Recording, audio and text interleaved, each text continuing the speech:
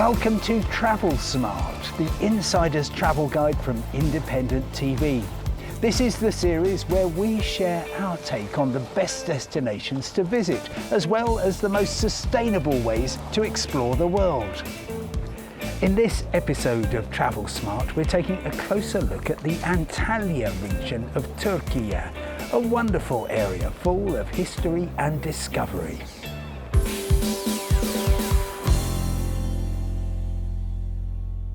You join me at the rather wonderfully named Land of Legends. It's a theme park, it's a gigantic hotel, and it's a shopping mall on an astonishing scale.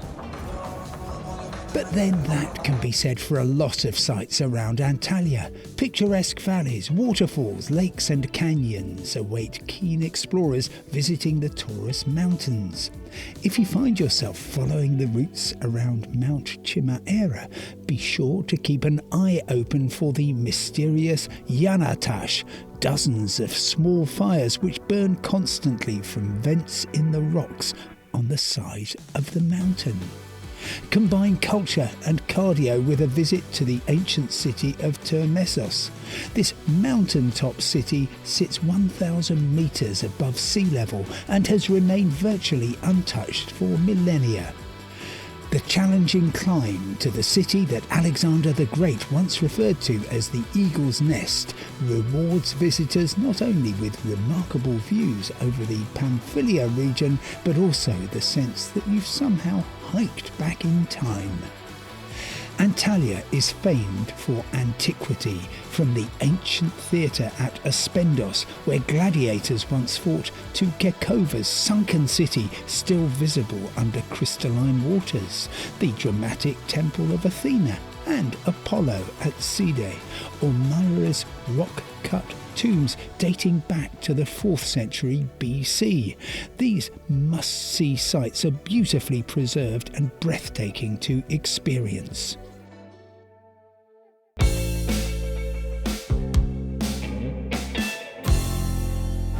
For something a little more leisurely and rich in heritage, then take a hike through the old town of Antalya, beginning here at Hadrian's Gate, built in honour of the Roman Emperor in AD 130. The ruins of Hadrian's Gate on Ataturk Boulevard date back to 130 AD and retain much of their delicate floral motif friezes and cornices. In Kalaiche, Antalya's historic city centre explores centuries of stories in the Tekeli Mehmet Pasha Cami.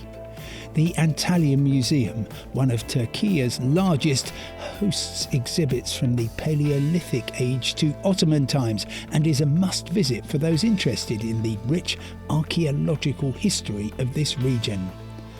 And at the bottom of the city's Old Town slope is the restored ancient harbour, now a marina for yachts and tour boats. The area makes for a lively afternoon stroll with bustling restaurants and cafes at every turn. Have a relaxed lunch before hopping on a gulet, a traditional wooden sailing boat, for a sun-drenched excursion out to the Gulf of Antalya.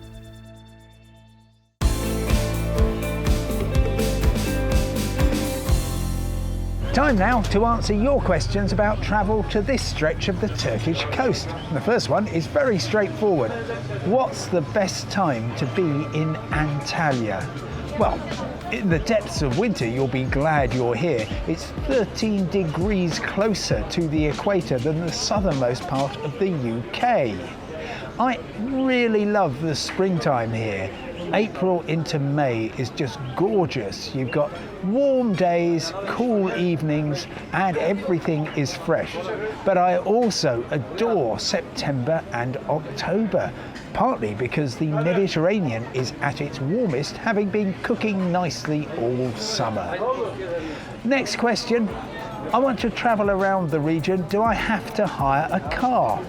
I'm glad to say you don't, and that's a good thing, I reckon, because driving in Turkey can, well, let's face it, be something of a challenge, and I would much rather be in good professional hands.